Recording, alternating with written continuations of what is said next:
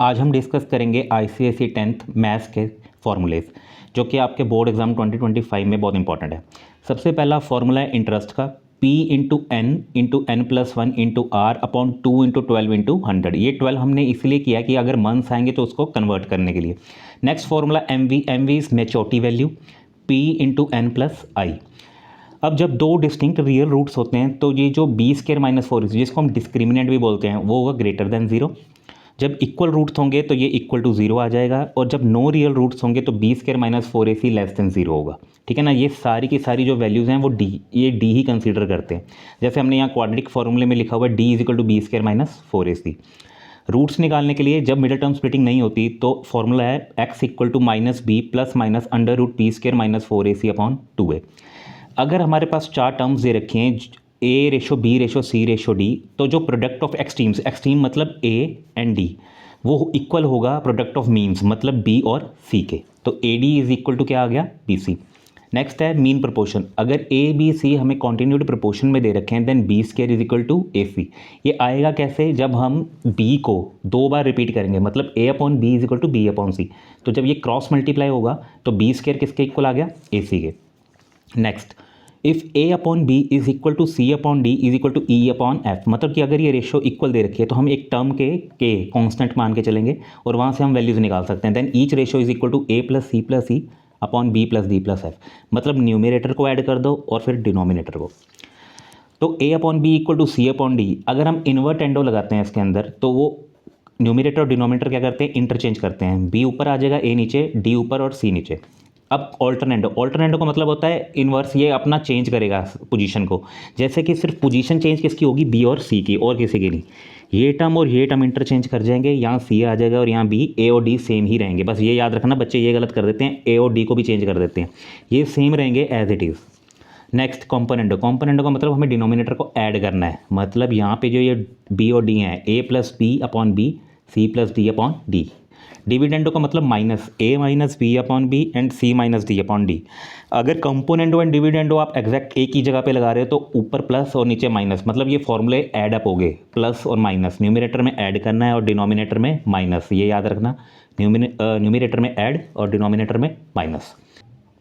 Next हमारे पास आ जाते हैं मैट्रिसेस के फॉर्मूले।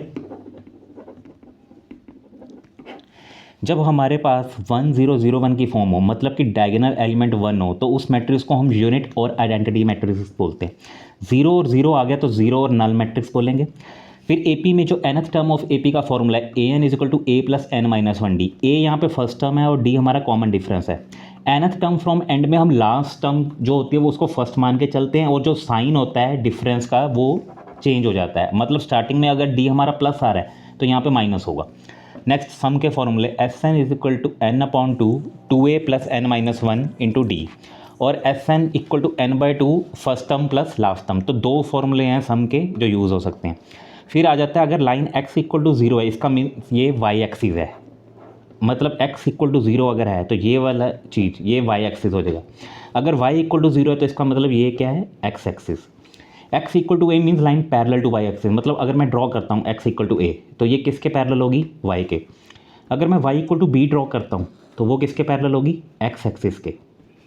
Next section formula x equal to m one x two plus m two x one upon m one plus m two. इसमें m one और m two वो ratio होती है जिसमें ये डिवाइड किया जाता है। बाकी एक्स वन वाई वन वो पॉइंट हैं, फर्स्ट और सेकेंड। ठीक है, और ये जो पॉइंट डिवाइड कर रहा है उसको हम एक्स कॉमा वाई बोलते हैं। ये फॉर्मूला उसी का ही है, m one x two plus m two x one upon m one plus m two, y is equal to m one y two plus m two y one upon m one plus m two. Mid point formula क्या कह रहा है, x equal to x one plus x two upon two, y equal to y one plus y two upon two. इसका मतलब ये अगर mid point मुझे निकालना है तो सिर्फ यहाँ पे रेशो जो होगी वो 1:1, तभी ये 1 + 1 2 बना है। डिस्टेंस फार्मूला, अगर ए से लेके बी तक का डिस्टेंस ये अगर हमें फाइंड आउट करना है तो ये फार्मूला यूज़ होगा x2 माइनस x1 का square plus y2 minus y1 का स्क्वायर। फिर आ जाता है centroid, x1 plus x2 plus x3 upon 3 and y1 plus y2 plus y3 upon 3। Slope में m equal to tan theta, theta कुछ भी हो सकता है, जैसे 45 है तो tan 45 1 हो जाएगा। और दूसरा फॉर्मूला m का क्या है, y2 minus y1 upon x2 minus x1। Next आ जाता है स्लोप इंटरसेप्ट फॉर्म जो कि है y equal to m x plus c, इसमें m स्लोप है और c इंटरसेप्ट है। फिर है पॉइंट स्लोप फार्मूला जिसमें हमें x1 और y1 दिया होगा तो y1 और x1 हम यहाँ पुट करेंगे, y minus y one equal to m time x minus x1 और स्लोप भी गिवन होगी तो हम m की जगह पे पुट करेंगे। नेक्स्ट इज 2 पॉइंट फॉर्म, जिसमें हमें x1 y1 भी दे रखा होगा और x2 y2 भी। तो y minus y one upon x minus x1 is equal to y2 minus y one upon x2 minus x1।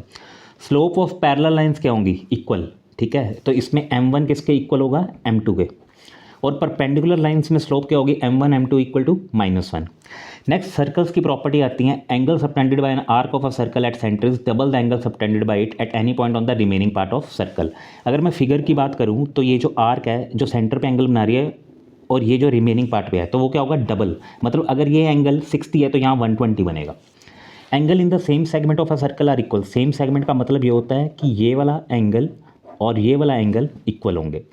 Angle in a semi circle is right angle. इसका मतलब ये है कि अगर डायामीटर है, मतलब कि ये आर्क सेमी सर्कुलर है, तो ये जो एंगल बनेगा वो 90 डिग्री बनेगा। Sum of the opposite angle of a cyclic quadrilateral is 180। Cyclic quadrilateral का मतलब ये होता है सर्कल के अंदर अगर कोई क्वाड्रिलेटरल है तो उसमें ये ऑपोजिट एंगल का सम 180 होगा। If a pair of opposite angles of a quadrilateral are supplementary then the quadrilateral is cyclic. इसका कन्वर्स है कि अगर ऑपोजिट एंगल का सम 180 बन रहा है तो क्वाड्रिलेटरल साइक्लिक ही होगा। Exterior angle of a cyclic quadrilateral is equal to interior opposite angle. इसमें ये होगा कि अगर क्वाड्रिलेटरल में ये एक्सटीरियर एंगल है तो ये एक्सटीरियर एंगल इसके इक्वल होगा, इंटीरियर, मतलब angle 1 is equal to angle 2। फिर आ जाते हैं मेंसुरेशन के फॉर्मूलेस। पहला है सिलेंडर जिसका वॉल्यूम होता है पाई आर स्क्वायर एच।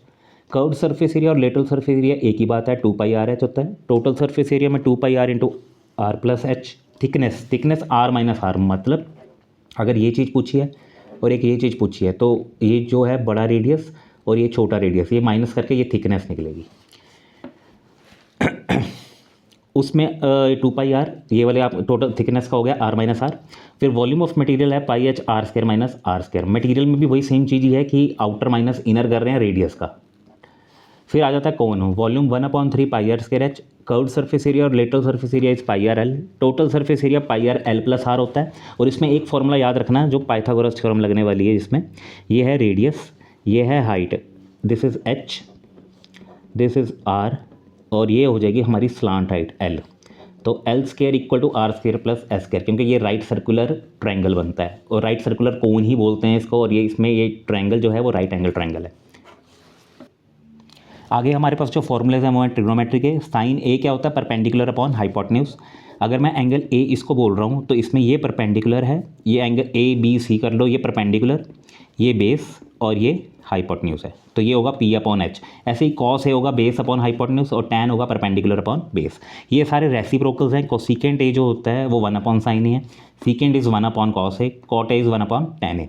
फिर जो ये फॉर्मूलेस टैन के लिए हैं, sine a upon cos a जो होता है टैन के इक्वल, इसका reciprocal cos a upon sine a cot के इक्वल। और अगर मैं इन दोनों को मल्टीप्लाई करूँ तो 1 ही आएगा, क्योंकि कॉट रेसिप्रोकल है। कॉट को मैं 1 अपॉन टैन लिखूंगा तो टैन और टैन कैंसिल, बचेगा 1। फिर आ जाती है हमारे पास आइडेंटिटीज़। आइडेंटिटीज़ का मतलब ये है कि राइट साइड पे 1 होना चाहिए।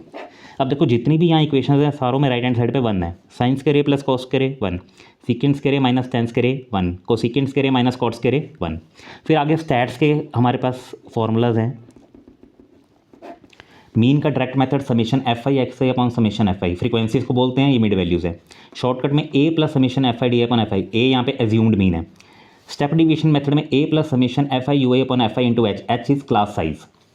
मीडियन निकालने का formula n plus 1/2 observation if n is odd, मतलब अगर 5 टर्म्स हैं तो मतलब 5 + 1/2 6/2, मतलब थर्ड टर्म क्या होगी, मीडियन। आगे अगर इवन है तो इवन में क्या होगा, जैसे कि अगर मैंने 6 टर्म्स ली तो 6/2 थर्ड टर्म और थर्ड प्लस 1 फोर्थ टर्म, उनका एवरेज अपॉन 2 करके। फिर आ जाता है लोअर क्वार्टाइल, इसमें n/4, क्वार्टाइल का मतलब फोर्थ पार्ट, तो ये n/4 ऑब्जर्वेशन अगर n इवन है, और n + 1/4 अगर n ऑड है। फिर आ जाता है अपर क्वार्टाइल, उसमें होगा 3n/4 तो ऑब्जर्व अगर n इवन है, और 3n + 1/4 अगर n ऑड है। देखो जब भी ऑड है n + 1 तो यूज़ करना ही करना है, n यहाँ पे n + 1 आएगा क्योंकि n ऑड था। इंटरक्वार्टाइल होता है Q3 - Q1, मतलब इनका डिफरेंस अपर माइनस लोअर। फिर लास्ट है semi interquartile range, half Q3 - Q1। तो हमने इसमें सारे फॉर्मूलेस मैक्सिमम कंप्लीट कर दिया ICSE के लिए। Thank you.